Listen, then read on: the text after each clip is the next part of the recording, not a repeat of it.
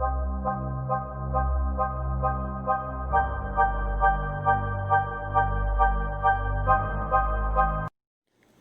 Morning students. आज हम पढ़ेंगे मुंशी प्रेमचंद द्वारा रचित बड़े घर की बेटी।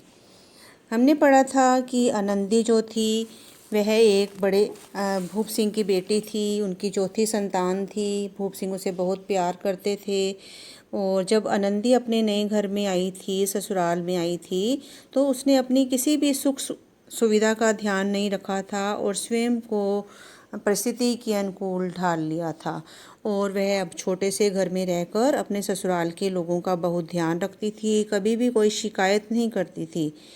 एक दिन उसका देवर दोपहर के खाने में पकाने के लिए 2 चिड़ियाँ लाया और अपनी भाभी से कहा कि इन्हें पका दो। आनंदी ने उन्हें पकाने में सारा घी खर्च कर दिया, इतना भी ना बचाया कि वह दाल में डाल पाती। वह एक संपन्न परिवार की बेटी थी, इसलिए वह किफ़ायत मीन्स बचत करना नहीं जानती थी और दाल में घी ना होने के कारण ही बात जो थी वह बढ़ गई और बात ने झगड़े का रूप ले लिया। उसी तरह लाल बिहारी ने क्या किया था, अपने भावज को खड़ाऊ दे मारी और यह कहकर आक्रोश प्रकट किया कि जिसके गुमान पर फूली बैठी हो उसे भी देखूंगा और तुम्हें भी। तो लास्ट में हमने पढ़ा था कि सूखी लकड़ी जल्दी से जल उठती है, उसी तरह शुदा से बावला मनुष्य जरा जरा सी बात पर तुनक जाता है। तुनक जाता मीन्स गुस्सा आ जाता है। लाल बिहारी को भावज की यह ढिठाई जो थी वो बहुत ही बुरी मालूम हुई थी। तो जो लाल बिहारी था वो बेनी माधव सिंह का छोटा बेटा और श्रीकंठ का भाई था। एक दिन दोपहर के समय वो 2 चिड़ियाँ लाया था, उसने अपने भावज से बनाने के लिए कहा। तो भावज ने क्या किया, पाव भर घी जो था सारा मांस में डाल दिया। जब लाल बिहारी खाना खाने बैठे तो दाल में घी नहीं था। पूछने पर बताया कि घी जो था वो कहाँ गया, तो उसने बोला कि सारा घी जो था मैंने मांस में डाल दिया। और उसकी यह बात सुनकर उसको अच्छा नहीं लगा। उसने कहा था कि जैसे तुम्हारे मायके में घी की नदियाँ बहती हैं। तो इतनी सी बात पर आनंदी को बहुत गुस्सा आया, क्योंकि मैंने स्टूडेंट्स आपको बताया था कि स्त्रियाँ गाली सह लेती हैं, मार सह लेती हैं, लेकिन अपने मायके की निंदा कभी भी नहीं सहती। आज स्टूडेंट्स हम पढ़ेंगे, अब अनपढ़ उजड़ लाल बिहारी से ना रहा गया।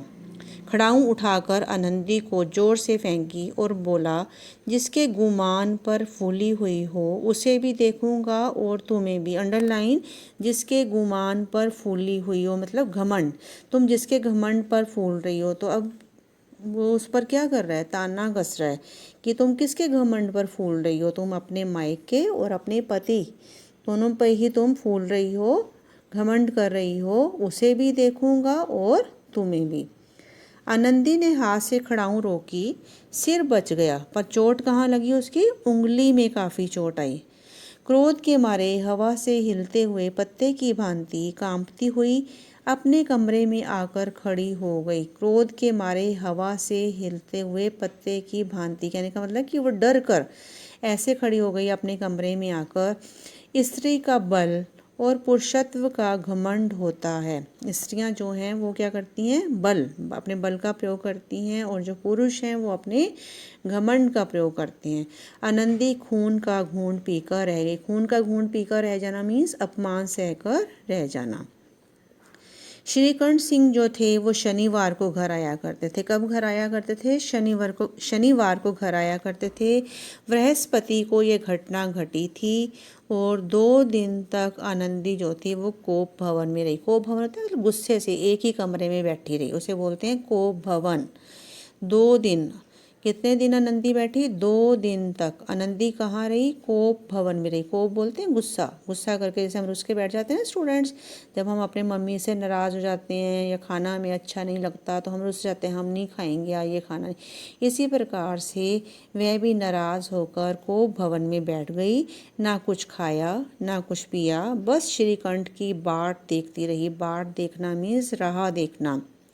और कब आते थे घर, मैंने भी आपको बताया, श्रीकंठ सिंह जो थे वो शनिवार को घर आया करते थे।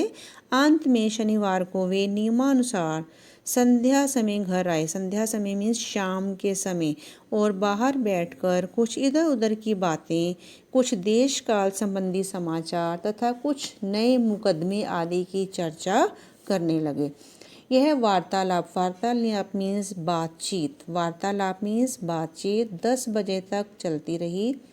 गांव के भद्र पुरुषों को, भद्र पुरुष में सज्जनों को, इन बातों में ऐसा आनंद मिलता था कि खाने पीने की भी सुध नहीं रहती थी, खाने पीने की भी होश ना रहना। श्रीकंठ सिंह को पिंड छुड़ाना मुश्किल हो जाता था। ये 2-3 घंटे आनंदी ने बड़े कष्ट से काटे। क्यों कष्ट से काटे? क्योंकि वह अपने पति श्रीकंठ सिंह का इंतज़ार कर रही थी कि वो आए और वो उनको सारी बात बताए। किसी तरह भोजन का समय आया। पंचायत उठ गई। पंचायत मीन्स पंच बैठते हैं जो गांव में, पंचायत, उनकी पंचायत उठ गई। एकांत हुआ तो लाल बिहारी ने कहा, भैया आप जरा भाभी को समझा दीजिएगा कि मुंह संभाल कर बातचीत किया करे, नहीं तो एक दिन अनर्थ हो जाएगा। ये किसने कहा? लाल बिहारी ने कहा। किससे कहा? अपने भाई से कहा कि आप भाभी को समझा दीजिएगा कि मुंह संभाल कर बातचीत किया करे, नहीं तो एक दिन बुरा हो जाएगा, अनर्थ हो जाएगा। बेनी माधव सिंह ने बेटे की ओर से साक्षी दी। बेटे की ओर से कहा कि हाँ, बहू बेटियों का ये स्वभाव अच्छा नहीं कि मर्दों के मुंह लगें, कि वह मर्दों से बातचीत करें, छोटी छोटी बातों को लेकर अपने पति से बात करें। बेनी माधव सिंह ने भी अपने बेटे की ओर से गवाही देते हुए कहा, साक्षी दी मीन्स गवाही देते हुए कहा कि बहू बेटियों का ये स्वभाव अच्छा नहीं लगता कि वह मर्दों को मुंह चढ़कर बात करें, मुंह लगें। लाल बिहारी बोला, वे बड़े घर की बेटी है तो हम भी कोई कुर्मी का हार नहीं, कि हम भी कोई छोटे लोग नहीं हैं। श्रीकंठ ने चिंतित स्वर से पूछा, आखिर बात क्या हुई? लाल बिहारी ने कहा, कुछ भी नहीं, यूं ही आप उलझ पड़ी। मैके के सामने हम लोगों को कुछ समझती ही नहीं। लाल बिहारी ने कहा कि वह हमें, भाभी जो है वो हमें मायके के आगे हमें कुछ नहीं समझती। श्रीकंठ खा पी कर आनंदी के पास गए। वह भरी बैठी थी मीन्स गुस्से में बैठी हुई थी। ये हजरत भी कुछ तीखे थे, मतलब उनके मिजाज जो थे वो कुछ तीखे से लग रहे थे, उनका जो गुस्सा था। आनंदी ने पूछा, चित्त तो प्रसन्न है कि तुम मन से खुश तो हो? श्रीकंठ सिंह बोले, बहुत प्रसन्न है, पर तुमने आजकल घर में क्या उपद्रव मचा रखा है। आनंदी की त्योरी चढ़ गई। त्योरी चढ़ गई मीन्स गुस्सा आ गया। जब उसने, श्रीकंठ ने बोला कि आजकल तुमने घर में क्या उपद्रव मचा रखा है, तो आनंदी की त्योरी चढ़ गई। झुंझलाहट के मारे बदन में ज्वाला सी दहक उठी। बदन में ज्वाला उठना मतलब और अधिक क्रोधित होना, गुस्से में लाल हो जाना। बोली, जिसने तुम्हें ये आग लगाई है उसे पाऊं तो मुंह झुलस दूं। इतनी गर्म क्यों होती हो? बात तो बताओ। क्या कहूँ, ये मेरे भाग्य का फेर है, नहीं तो एक गवारा छोकरा जिसको चपरासीगिरी करने का भी शऊर नहीं मीन्स लियाकत नहीं, एक चपरासीगिरी तो है नहीं वो, और मुझे खड़ाऊँ मारकर अकड़ता है। तो श्रीकंठ सिंह ने कहा, सब हाल साफ साफ कहो तो मालूम हो, मुझे तो कुछ भी पता नहीं। परसों तुम्हारे लाडले भाई ने मुझसे मांस पकाने को कहा। घी हांडी में पाव भर से अधिक नहीं था, वह सब मैंने मांस में डाल दिया। कौन कह रहा है? आनंदी कह रही है, वह सब घी मैंने कहाँ डाल दिया? मांस में डाल दिया। जब वो खाने बैठा तो कहने लगा, दाल में घी क्यों नहीं है? बस इसी पर वह मेरे मायके को भी भला बुरा कहने लगा। मुझसे रहा नहीं गया। मैंने कहा कि वहाँ इतना घी तो नाई का हार खा जाते हैं और किसी को जान भी नहीं पड़ता। उसने कहा कि वहाँ तो जितना घी मैंने उसमें डाला है, वहाँ तो इतना घी जो है नाई का हार खा जाते हैं, मतलब जो छोटे लोग हैं वही खा जाते हैं। बस इतनी सी बात पर उस अनुयायी ने मुझ पर खड़ाऊँ फेंक मारी। उस अनुयायी ने, स्टूडेंट्स यहाँ पर अनुयायी किसको कहा जा रहा है? लाल बिहारी को कहा जा रहा है। यदि हाथ से ना रोक लेती तो सिर फट जाता। उसी से पूछो, मैंने जो कुछ कहा वह सच है या झूठ? श्रीकंठ की आंखें लाल हो गई। बोले, यहाँ तक हो गया उस छोकरे का साहस। तो स्टूडेंट्स, अब मैं आपको इसके क्वेश्चंस कराऊंगी। अब अनपढ़ उजड़ लाल बिहारी से रहा ना गया। लाल बिहारी मैंने बताया आपको, बेनी माधव सिंह का छोटा बेटा है, खाने पीने का बहुत शौकीन है, काम धंधा कुछ करता नहीं है, लेकिन जब उसकी मर्जी का कोई काम नहीं होता तो वह क्रोधित हो जाता है। अब भी आप देखो स्टूडेंट्स, वो क्रोधित हो गया जब खाने के लिए वो 2 चिड़ियाँ लाया था और उसकी भाभी आनंदी ने सारा घी जो था खर्च कर दिया था, दाल में घी डला नहीं था, तो वह कैसे हो गया था? आग बबूला, क्रोधित हो गया था। लाल बिहारी ने खड़ाऊँ किस पर फेंकी थी? आनंदी की ओर फेंकी थी। खड़ाऊँ रोकने से क्या हुआ? चोट कहाँ पर लगी? उंगली पर चोट लग गई थी, लेकिन आनंदी का जो सिर था वह बच गया था और वह बहुत क्रोधित हुई थी। उसकी प्रतिक्रिया क्या हुई? जब उसने खड़ाऊँ मारी तो आनंदी की क्या प्रतिक्रिया हुई? वह बहुत क्रोधित हुई और वह कांपती हुई अपने कमरे में चली गई और अपने पति के आने की प्रतीक्षा की।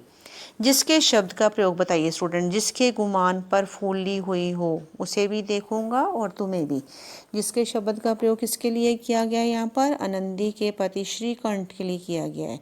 क्यों? क्योंकि लाल बिहारी ने खड़ाऊँ फेंकते हुए यही कहा था कि तुम जिसके गुमान पर फूल रही हो उसे भी देखूंगा और तुम्हें भी देखूंगा। आनंदी के जो पति थे वो कब घर आते थे? शनिवार को घर आते थे। आनंदी ने गुस्से में सारी बात किसको बताई? अपने पति को बताई। फिर श्रीकंठ का कैसा रिएक्शन हुआ? क्या प्रतिक्रिया हुई? वह क्रोधित हो गए, घर में कोहराम मच गया। उसने निर्णय लिया कि अब वह इस घर में नहीं रहेगा। तो स्टूडेंट्स, क्या आप मुझे बता सकते हो कि आपकी दृष्टि में लाल बिहारी का कितना दोष था? तो मेरे अनुसार तो इस घटना का जो पूरा दोषी था केवल लाल बिहारी ही था। क्यों?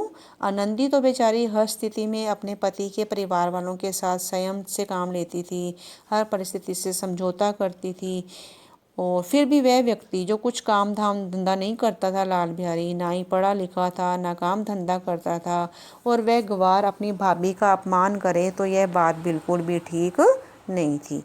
वैसे भी जो भाभी है वो माँ के समान होती है और एक माँ का ऐसा अपमान बिल्कुल भी क्षमा करने के योग्य नहीं है। तो मेरे अनुसार जो आनंदी ने उसका विरोध किया वह उचित था, वह गलत नहीं था। ओके स्टूडेंट्स, अगर आपको मेरी वीडियो पसंद आए तो लाइक करें, शेयर करें और सब्सक्राइब करें और बेल आइकन दबाना ना भूलें।